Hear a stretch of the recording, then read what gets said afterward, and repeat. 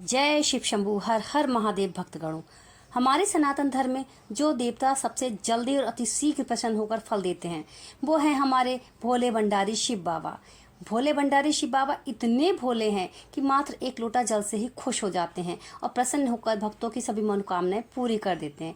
लेकिन विशेष कामना के लिए या विशेष इच्छा को पूरा करने के लिए शिव बाबा पर, शिवलिंग पर कुछ विशेष प्रकार के अन्न चढ़ाए जाते हैं, जिससे भक्तजन अपनी सभी प्रकार की मनोकामनाएं पूरी करते हैं। शिवलिंग पर कौन कौन से अन्न चढ़ाए जाते हैं और शिवलिंग पर कौन सा अन्न चढ़ाने से किस फल की प्राप्ति होती है, कौन से फल की कामना के लिए कौन सा अनाज चढ़ाना चाहिए, आइए इस विषय में जानते हैं। वीडियो में आगे बढ़ने से पहले कमेंट बॉक्स में हर हर महादेव लिखकर वीडियो को लाइक, शेयर और सब्सक्राइब जरूर कीजिए। प्रिय भक्तगणों, शिवलिंग पर कोई भी अनाज चढ़ाने से पहले हमें ये नियम जानना बेहद जरूरी है कि शिवलिंग पर कोई भी अन्न अखंडित या कोई भी वस्तु अखंडित नहीं चढ़ाई जाती, अर्थात वो टूटी फूटी नहीं होनी चाहिए।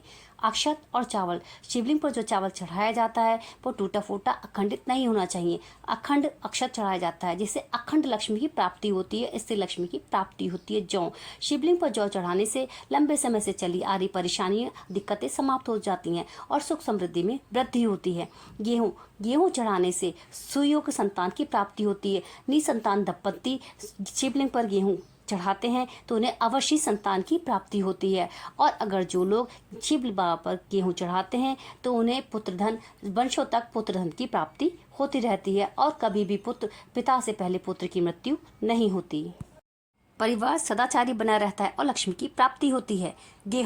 गेहूं चढ़ाने से परिवार में कभी भी पुत्र वंश की समाप्ति नहीं होती, अर्थात पीढ़ी दर पीढ़ी पुत्र रत्न की प्राप्ति होती है। पिता के सामने कभी भी पुत्र की मृत्यु नहीं होती है।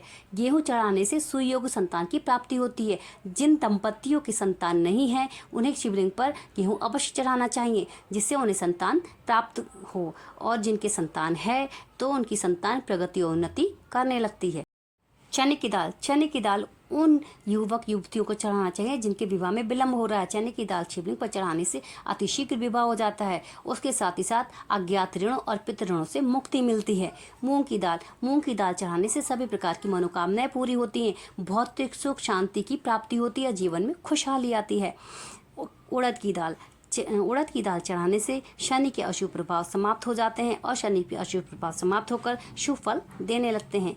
काले तिल चढ़ाने से, शिवलिंग पे काले तिल चढ़ाने से राहु केतु शुभ फल देते हैं और जाने अनजाने किए गए पापों से छुटकारा मिलता है और जन्म जन्मांतर के पाप नष्ट हो जाते हैं और शिव बाबा की कृपा मिलती है। बाजरा धर्म, अर्थ, काम और मनवांछित फलों की प्राप्ति के लिए, जीवन में ऊंचाइयां छूने के लिए शिव बाबा पर बाजरा जरूर चढ़ाना चाहिए और बाजरा चढ़ाने से मोक्ष की भी प्राप्ति होती है। काली मिर्च चढ़ाने से अज्ञात शत्रुओं का नाश होता है और काली मिर्च चढ़ाने से लक्ष्मी की प्राप्ति भी होती है। अरहर, शिवलिंग पर अरहर के पत्तों से श्रृंगार किया जाता है। अगर अरहर के पत्ते ना मिले तो अरहर की साबुत दाल शिवलिंग पर चढ़ाई जा सकती है, जिससे सभी प्रकार की धन संबंधी समस्याओं से छुटकारा मिलता है और कई प्रकार के वैभव प्राप्त होते हैं और लक्ष्मी की प्राप्ति होती है। शिव बाबा की कृपा बनी रहती है।